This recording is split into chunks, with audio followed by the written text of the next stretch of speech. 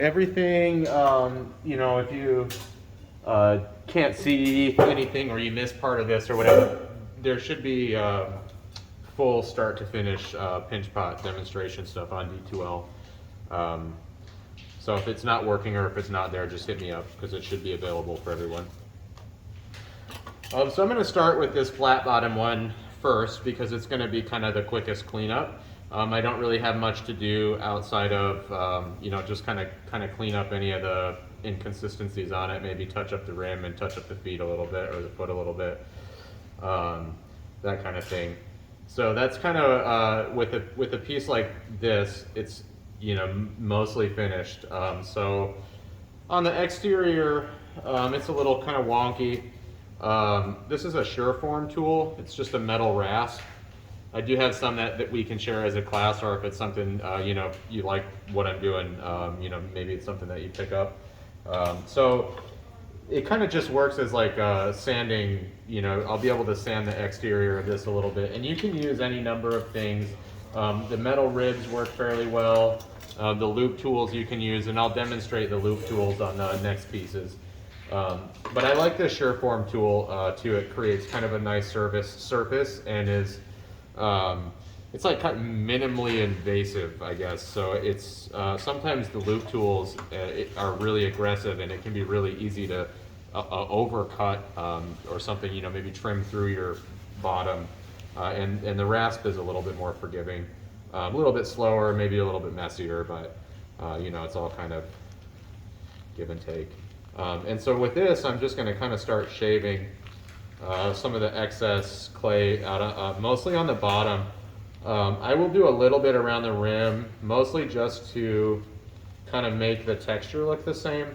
But I don't really need to take off any additional material at the top there. It's pretty good. So just kind of cleaning it up, taking out some of the surface imperfections and giving it a little bit more even of a shape. Now I have a tendency to kind of like, if you can see from where you're at, the rasp textural marks that it leaves. I like that, so I just kind of roll with that for the most part. And but if you you know, don't like those, you could just take your one of your ribs and kind of smooth those out, and they'll smooth right out. I'm just going to leave them in there, but then I'm just going to kind of continue cleaning up the rim just a little bit. That's in the way. Nothing too major. You know, I've got a little bit of a thick spot right here, so I'll kind of maybe try and even that out just a little bit. But it's not too bad.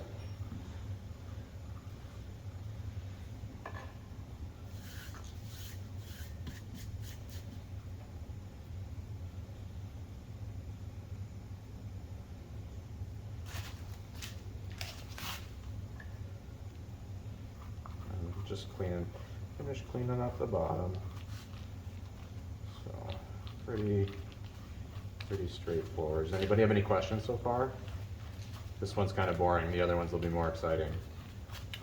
And then, so this is like, these two methods are kind of like reductive trimming, you know, reductive sculpting, maybe, if you will, where we're adding, or we're taking away material to create the shape of the foot. You can also add clay, like you could add a coil foot. I think I saw a couple people doing that out there already. So you could add material as opposed to taking it away. The nice thing about doing the reductive thing is it gives you the opportunity to remove any potential thick spots that you have. So I can kind of, you know, even it out and thin it out to be, you know, a little bit better balanced. If you're planning on doing all additive, you have to be a little bit more conscious of the thickness of your material from start to finish.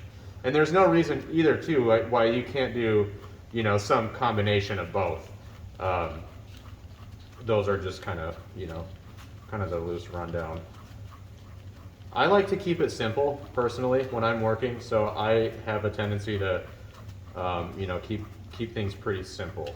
But not everybody's like that. Some people like to kind of just add, you know, layer and layer and layer of information. That's all kind of valid too. It's just a different way of working.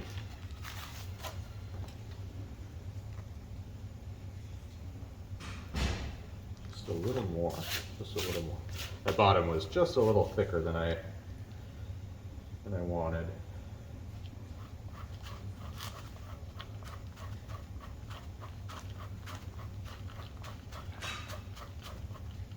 If this clay gets too hard, this trimming becomes very difficult, and it just kind of won't really behave. But if it's too soft, the clay will be, you know, it's like really easy to manipulate and really easy to cut through and stuff like that. But also really prone to like warping. As you're warping with it, it's going to kind of shift and move, and you may not be able to, you know, kind of get the level of detail and precision with the material that you would if it had just set up a little more.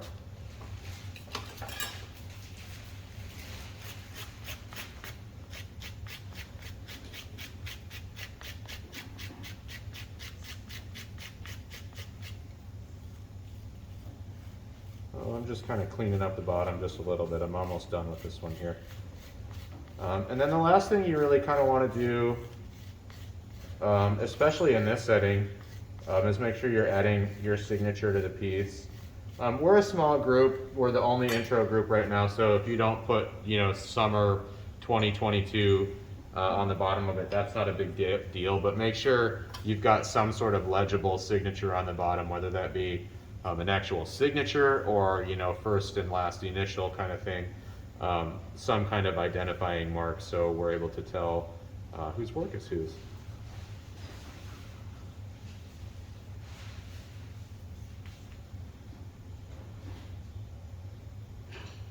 And then a lot of times I might let them dry upside down for a little while, just while that foot sets up, and before I flip it over. So maybe an hour or so, and then I'll turn it upside down. Honestly, you can dry it upside down from start to finish just fine. It's a little bit easier on the pot, and especially on the rim, which has a tendency to dry really quickly if it's you know, right side up. So you can leave them like that as long as the rim is set up enough that it's not going to be distorted as you know, kind of put pressure on it. So sometimes if it's something that's sensitive, I'll dry it upside down on foam, and we do have a little bit of like foam padding in the studio, or this is just like a couple of pieces of packing foam that I folded over on itself and then like taped together, so it's really not anything fancy. So, you know, or if you see some sweet couch, you know, on the side of the road, you can go steal the foam from the cushions.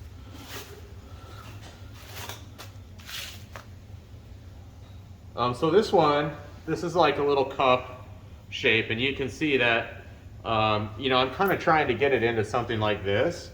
So I've got a lot of material on the bottom still before, you know, I kind of get it into that shape. So one thing that I kind of think about right out of the gate is like the interior shape, because I'm really going to be trying to maintain like this even wall thickness, and so the first thing I have to do, kind of in addition to making a space for the foot, is also make the exterior the same shape as the interior. So right now, like, I can kind of see that, you know, I've obviously got, you know, more material for the foot, but I've also got quite a bit of extra material just like in this middle part here. And the Rasp is really, really good at removing that material. So if you have one of those, or you want to get one of those, that's a really good thing. But it's not always necessary. So I will do this one with the loop tool, which is a little, it's like a little clunkier, but with a little bit of practice, it works just fine. One of the first things I do like to do is just kind of set it right side up, and I can see, you know, where my bottom is on the inside, and I'm going to make a line on the outside foot. Just this sort of guideline. That way I know that's where the interior bottom is, so I don't want to cut past that line. If anything, I want to stay maybe, you know, like 1/8 of an inch or something like that above that line, so I don't trim through into the bottom shape. But that's at the, you know, at the bottom center. So in the meantime, I've got, you know, my foot's going to be kind of something like this little circle. I've got all this extra material that has to come off, And then on this side, you know, like a little bit of material throughout that space that will need to come off. And you can make, if you're feeling like it helps to kind of make marks, you know, on the surface, all this stuff will come out as I'm kind of trimming and sculpting and refining. So it's okay to kind of like, you know, if you need to give yourself some guidelines, you know, make it easier on yourself.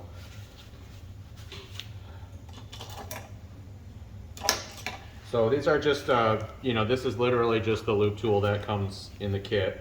And with these, you can kind of do two things with them. You can use it to straight up like cut, and for me, I'll do that second, and you kind of hold it like this and actually use it to cut and remove material in the shape of the tool. Or you can use it a little bit more like a lathe or like a shaving razor, where you kind of use it at like a 45 with the clay, and it'll kind of shave a little bit of material off.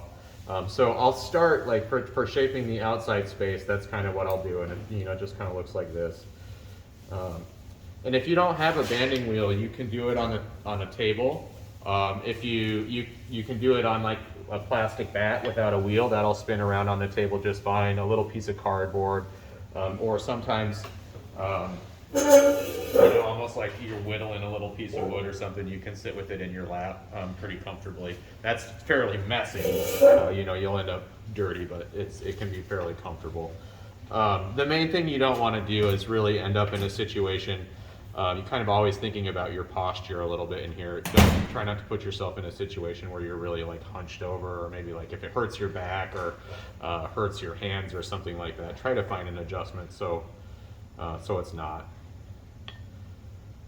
And so I'll just kind of start continuing, you know, getting that shape closer.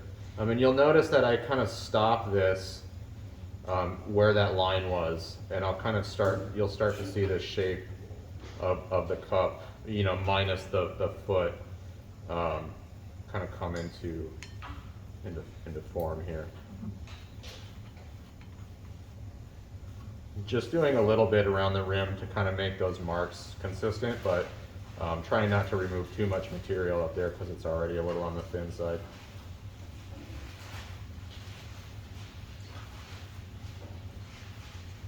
Always kind of moving. That's you know, kind of prevents me from getting too much in one spot at one time. Just kind of keeping it moving. And then so from there, we'll kind of rough out the bottom. And I like to give myself a guide for this. So this is just like a Gatorade cap that I'll use to kind of center on the bottom of the pot, just to kind of give myself a little bit of a guide. You don't need to. You could totally freehand it, or you know, draw it on there, or it doesn't. You know, there's no reason why it has to be a circle or anything like that. That just kind of so happens that's where I'm at. So I give myself this little mark. I center this thing on there and give it a little twist, and that'll give me like a nice circle that I can use. I don't necessarily make my foot that exact size. It just gives me, you know, now I know that that's where the center is, and that's a rough circle, so I can kind of trim my foot in relation to that. And then, so this is where like you kind of use this tool, you know, to cut and remove material a little bit more aggressively versus shaving.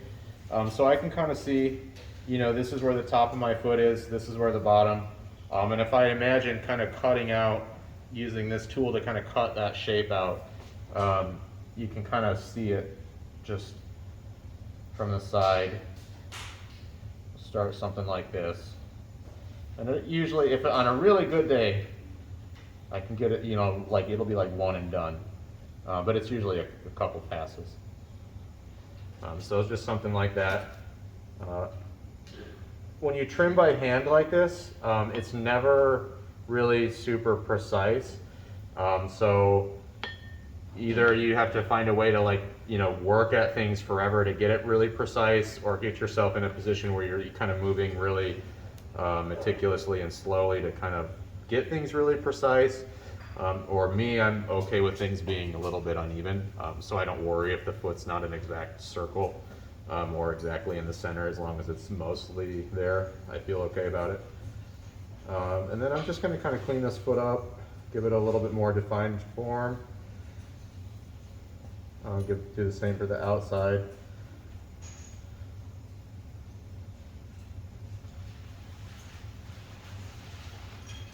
It's a little bit smaller than I wanted to make, but that's okay.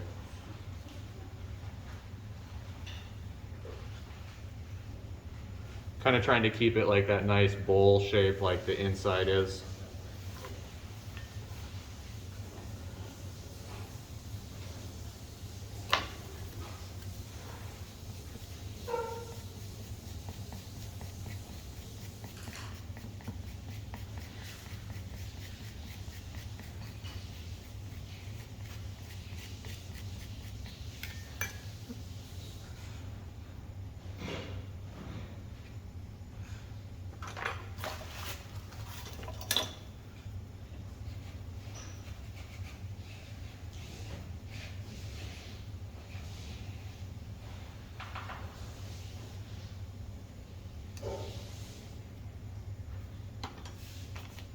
And then lastly, I'm going to remove the interior space, in which again, I'll try and kind of just cut away in one shot. And on a good day, I'll get it in one, but it usually takes me a little bit more.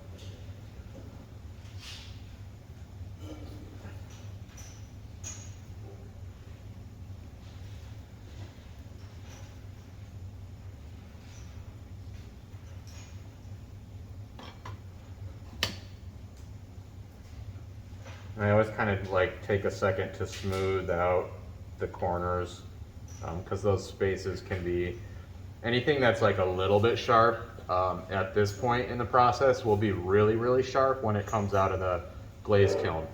So I always kind of try to think about that and kind of take the edge off of any of those potential sharp bits, which, you know, it might not always matter, but like I'm making work for people to kind of use and think about them like having it in their hands and maybe touching it to their lips and stuff like that. So you just want to take that into consideration and make it, you know, a more pleasant experience versus something that's gonna give them a cut or something like that.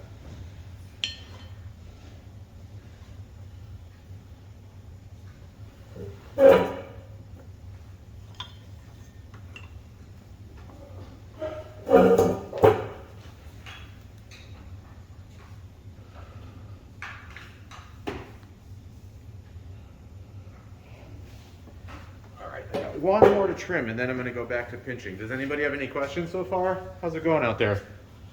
Kind of quiet? Figuring it out?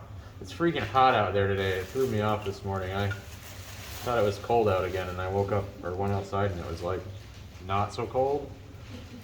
Whew.